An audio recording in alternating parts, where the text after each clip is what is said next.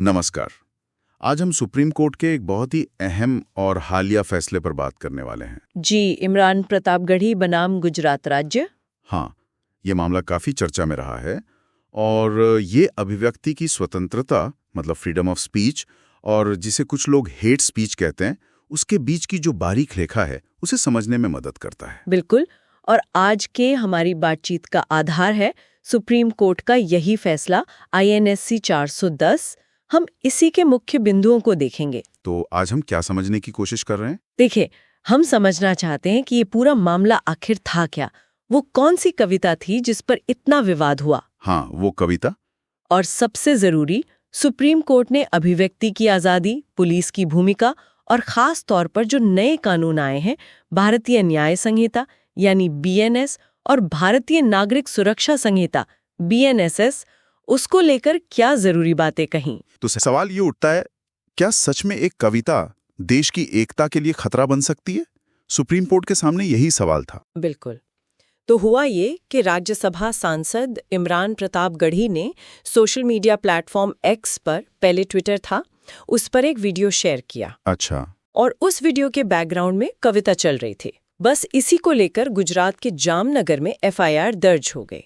और FIR में धाराएं भी गंभीर लगी होंगी। हाँ, BNS की कई धाराएं लगाई गईं, जैसे धारा 196, 157(1), 302, 299, 57 और 35। बाप रे। इनका सार ये था कि आरोप लगाया गया कि ये कविता समुदायों के बीच दुश्मनी फैलाती है, धार्मिक भावनाओं को ठेस पहुंचाती है और देश की एकता के लिए ठीक नहीं है, उसे नुकसान पहुंचाती है, मतलब उकसाने वाली और खतरनाक। तो वो कविता आखिर थी क्या जिसके बोल इतने विवादास्पद माने गए? मैं कुछ लाइनें पढ़ता हूँ जो फैसले में है। जी। ए खून के प्यासो बात सुनो, गर हक की लड़ाई जुल्म सही, हम जुल्म से इश्क निभा देंगे। गर लाश हमारे अपनों की, खतरा है तुम्हारी मसनद का, उस रब की कसम हंसते हंसते कितनी लाशें दफना देंगे। ए खून के प्यासो बात सुनो। प्रतापगढ़ी की तरफ से ये कहा गया कि ये कविता तो अन्याय के खिलाफ लेकिन अहिंसा और प्रेम से लड़ने का संदेश देती है। और इसके लेखक कहा गया शायद फैज या हबीब जालिब। हाँ, ये दावा किया गया था, लेकिन सॉलिसिटर जनरल ने कोर्ट में कहा कि ये सही नहीं है, मतलब लेखक को लेकर निश्चितता नहीं थी। अच्छा, तो सुप्रीम कोर्ट ने इस कविता को कैसे देखा, उसका विश्लेषण कैसे किया? देखिए, कोर्ट ने कविता को बहुत ध्यान से परखा और कोर्ट इस नतीजे पर पहुंची कि इसका किसी खास धर्म, समुदाय या जाति से कोई लेना देना नहीं है। मतलब ये कि ये राष्ट्रीय एकता को प्रभावित नहीं करती। कोर्ट के हिसाब से ये अन्याय के खिलाफ लड़ाई में प्रेम और बलिदान की बात कर रही है, हिंसा की नहीं।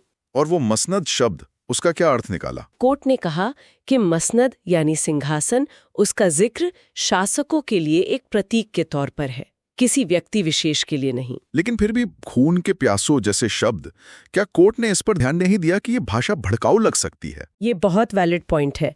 कोर्ट ने पूरी कविता के संदर्भ को देखा, उसके मूल भाव को समझा। कोर्ट का मानना था कि ये शब्द किसी समुदाय विशेष के लिए नहीं, बल्कि जुल्म करने वाली ताकतों के लिए एक प्रतीक की तरह इस्तेमाल हुए हैं। अच्छा।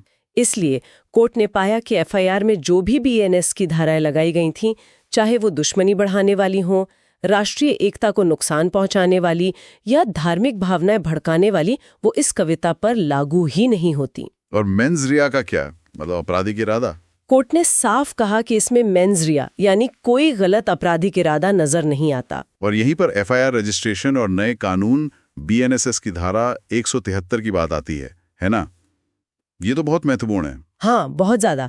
देखिए, पहले का जो नियम था, CRPC की धारा 154 और ललिता कुमारी केस के तहत अगर कोई संज्ञेय अपराध की सूचना मिलती है तो FIR दर्ज करना अनिवार्य था। सही। लेकिन ये जो नया BNSS है, इसकी धारा 173(3) एक बहुत अहम बदलाव लाती है। क्या बदलाव है वो? ये कहती है कि अगर कोई ऐसा अपराध है जिसकी सजा 3 साल से ज्यादा लेकिन 7 साल से कम है, तो पुलिस के पास एक विकल्प है। विकल्प?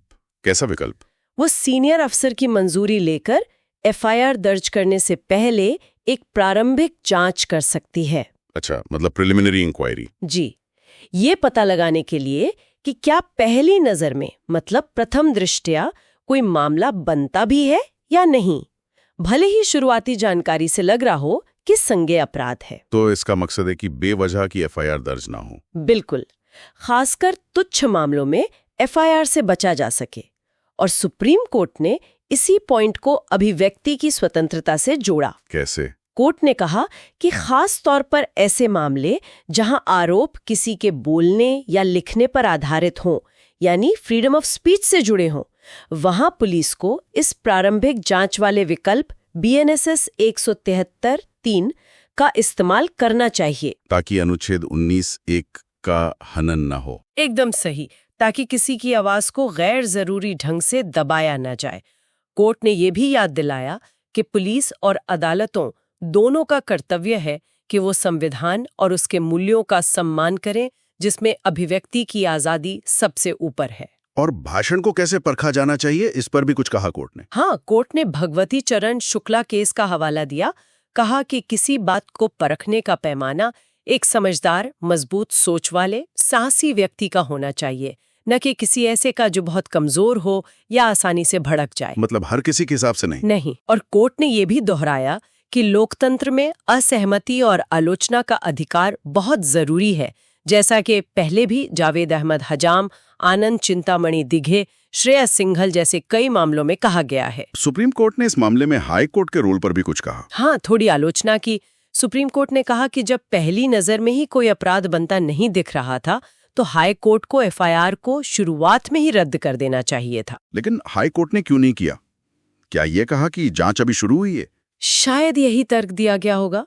लेकिन सुप्रीम कोर्ट ने कहा कि ये दलील की जांच प्रारंभिक चरण में है, ये एफआईआर रद्द करने से इनकार करने का कोई परमानेंट नियम नहीं है, खासकर तब जब साफ दिख रहा हो कि कानून का गलत इस्तेमाल हो रहा है। तो अंत में फैसला क्या हुआ? सुप्रीम कोर्ट ने एफआईआर और उससे जुड़ी जो भी कार्रवाई थी, सबको रद्द कर दिया। तो इस पूरी बातचीत से, इस पूरे मामले से मुख्य बातें क्या निकल कर आती हैं? देखिए, सबसे बड़ी बात तो ये है कि सुप्रीम कोर्ट ने साफ किया कि ये जो कविता थी, ये नफरत या हिंसा नहीं भड़काती, बल्कि ये अन्याय के खिलाफ एक तरह के अहिंसक प्रतिरोध की बात करती है।